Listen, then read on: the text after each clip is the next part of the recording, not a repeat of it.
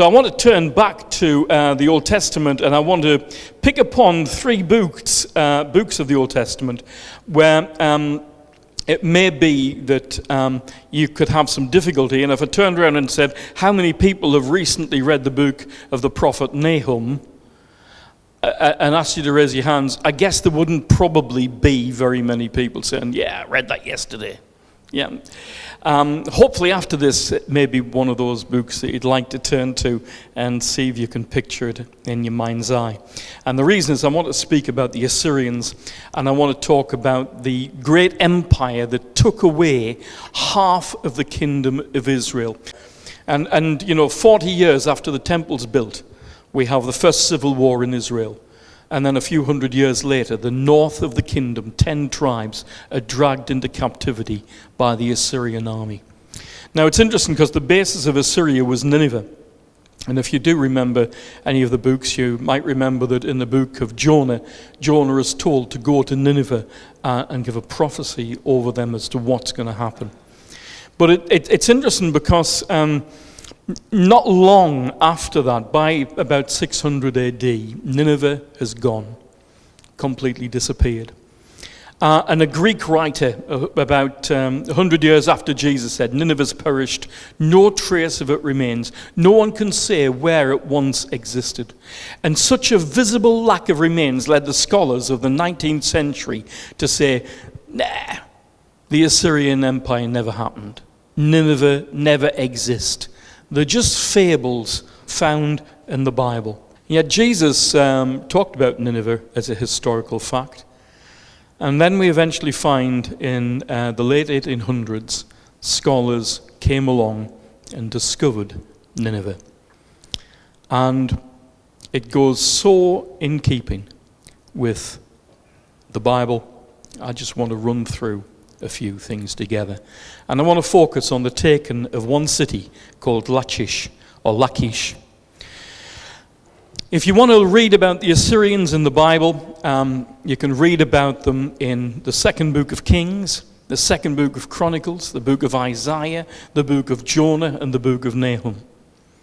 And when they discovered Nineveh and they found the palace of one of the greatest kings that has ever been, and they found the palace of Sennacherib, when they went inside, and this is an old artist's description, but incredible statues, incredible carvings, incredible writings, and most of that was actually taken to the British Museum. And if you go to the British Museum today in London, and if you go inside the British Museum, you have that fabulous new building that they've got, you eventually come to this, which is the gateway to the Assyrian rooms. And as you can see there, their lamusai, those sphinx-like pillars and characters are actually on the doorway as you go into the Assyrian rooms. And when you go into those Assyrian rooms, you find room after room of great treasures.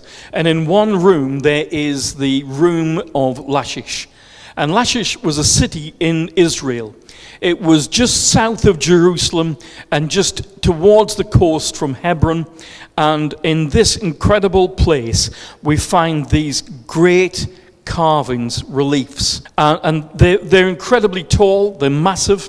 In one room there's a fabulous, if you ever go down, called the Lion Hunt. I won't get into it tonight, but go and see the Lion Hunt, it's incredible. When you go into the Lachish room, you see these incredible carvings, and they're in gypsum stone, and sometimes when you go in, you've got to really stare to try and figure out what's going on.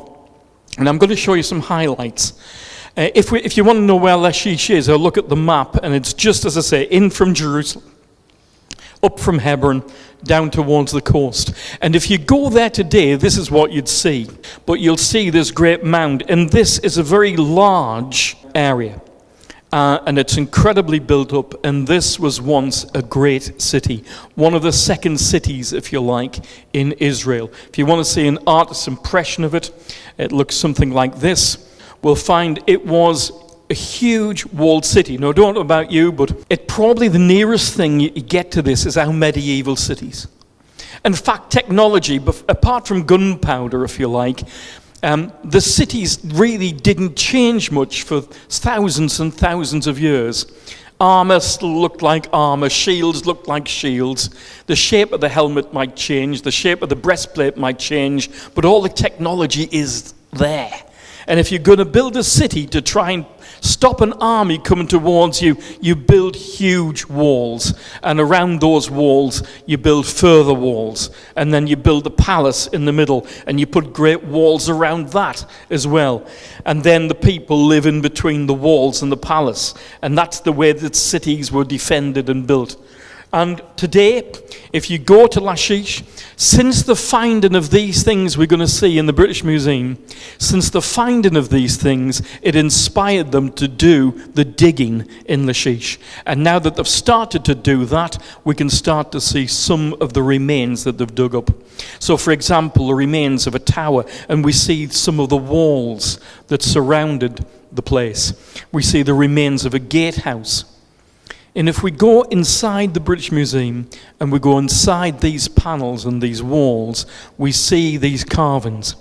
Now, sometimes it's easier to sort of see almost pencil rubbings of these things because you can see them a bit more clearly. And I'm going to give you some close-ups, if you like. And in these close-ups, we'll see captives being taken away from Lachish out to Assyria. You're going to see people being put to death and executed. You'll see the siege itself and the battle for the city. And some of the detail in there is incredible. The Assyrian king Sennacherib sits on his luxurious chair on a low mound. There's a tent behind him. His commander-in-chief stands before him. And the Assyrian soldiers, the bodyguards, wear their military uniforms and carry their weapons. And in front of them, you find prisoners who've been presented to the king. One prostrates himself, two others kneel. They seem to be begging for mercy.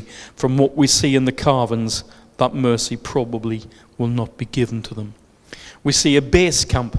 We see from where the siege was conducted, and the king himself was actually on a seat watching.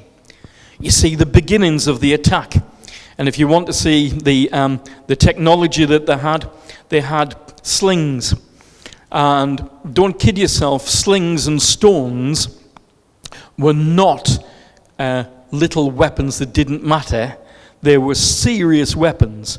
And you know, some of the Israel-Palestinian conflicts at the moment where they fling stones, they can kill. You know, don't think it's people just throwing stones like in your back streets or anything like that. In fact, if you want to see what some of these rocks look like, you can see here. You know, the really heavy, big stones. And if you've got thousands of these being flung over the walls in great torrents like hailstones coming down, you know, it can do incredible damage. We see furthermore the beginning of the assault. And we see their archers standing and starting to put all the arrow and the firing down over the walls. We see as well soldiers with their spears and their shields. And then we start to come to the detail of the battle itself. And here, I don't know if you can make it out very clearly, but there's a siege tower, or rather a tower of the gates, being besieged by the armies. And the reason that all of the everything looks at an angle is because they've built great big siege ramps up against the city. And in fact, they've uncovered one of the siege ramps in the excavations. So if you can look at that actually was built up against the walls by the enemy soldiers. And against that, they started to pour men, and it looked as if there were archers there. And then from the wall itself, we can see that they're firing up. But from above, we can see that there is rocks being fired down from above. You can see that the Assyrian slingers and archers go up the ramp, and they're being led and protected by spearmen who hold large rounded shields. We can see the siege engine starting to go up the ramp. And then you see a wheeled vehicle with a platform for the archers and a battering ram on the front. You can see that the engine is being attacked by rocks, and at one point you even see fiery torches being thrown down. You can actually see the water being poured down on top of the siege engines to try and put the fire out that has been put on it by the soldiers behind the walls as they've been trying to defend. You see the defenders themselves at the top of the at the top of the tower, firing down, and above them you find all sorts of torches. I can't show everything very clearly here, but you see the battle waged, and then you eventually see the captives coming down. You see people being flayed alive. You see families being carried off into captivity. You see babies and children being carried by mothers and fathers. And all of those are being taken captive and prisoner and taken back into Samaria. We eventually see camels and all the goods and everything being transported. And eventually you come and see the captives being presented. And you eventually see the people before the king. There's been a military historian who did a picture of the of what it looked like based on the carvings. And if you look at it, it looks very sophisticated. It could be in England in the time of the Tudors. It could be in France. It could be anywhere. But actually, this is absolutely accurate, done by a military historian who looked at every one of the techniques that's in this. And this was probably the second city in Israel, and it was being captured by the Assyrians. We see a picture of the captives being made to play their musical instruments in a foreign land. And of course, there's that famous quote where it says, "How can we play the songs of Zion in a foreign land?" But of course, the Levites had thousands and thousands of trained musicians. There was no other nation had people of the numbers that Israel had, who were trained musicians for the service in the temple. And they were carried off and made to play in a foreign land. Okay, why is this important? Well, I guess it's important for a number of reasons. First of all, I'm just going to wrap up my talking about what happened when this army, 185,000 of them, after they'd finished dealing with Lachish, came up to Jerusalem. It's said that the Sennacherib the king bragged that he had besieged Hezekiah. And he had recorded, and this is a carving from the palace in Nineveh. And in here we have the Assyrian version of what happened. If you want to read what happened, read in 2 Kings in chapter 19.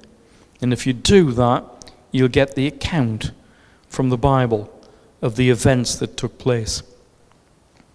In here, it says of Sennacherib, 46 of Hezekiah's strong-walled towns and innumerable small villages are besieged and conquered. As for Hezekiah, the awful splendor of my lordship overwhelmed him. Sennacherib said he made Hezekiah a prisoner in Jerusalem, his royal residence like a bird in a cage. And then it says this, because at that time the king Hezekiah had at his right hand a prophet called Isaiah. And Isaiah prophesied, and it says this, "Thus says the Lord concerning the king of Assyria, he will not come into this city or shoot an arrow there, come before it with a shield, or cast up a siege mound against it. By the way he came, by the same way he'll return. He won't come into this city, declares the Lord. For I will defend the city and save it, for my own sake and the sake of my servant David." And that night, the angel of the Lord went down, and 185,000 in the camp with Syrians were struck down. When the people rose early in the morning, behold, they were all dead bodies. And Sennacherib the king of Assyria departed and went home and lived at Nineveh. And as he was worshipping in his house of Nisroch his god, Adramelech and Sharez his sons struck him down with a sword, and escaped into the land of Art, and his son reigned in his place. And when you translate from the palace of Nineveh, he brags of everybody he conquered, but he doesn't list Jerusalem. And when he goes back home, it records as a postscript at the end of this that his sons killed him. And the Bible is exactly right. And the Bible said that, written 2,500 years ago. Everybody said that Nineveh didn't even exist. Everybody said it was a fable. Everybody said it couldn't possibly be true. Until they discovered the records of Nineveh. Until they read in there everything that confirmed what the Word of God said. He went back with his tail between his legs because he'd lost his army. And because he'd lost his army, his own sons disposed of him. And that player for the game of that throne was lost. Remember, when you read the Bible, you're reading history. Remember, it has a message. Remember, it has a great account of the great story that leads to the coming of Christ. But everything that happened really happened. The siege engines went up the hill of Lachish. They built the ramps.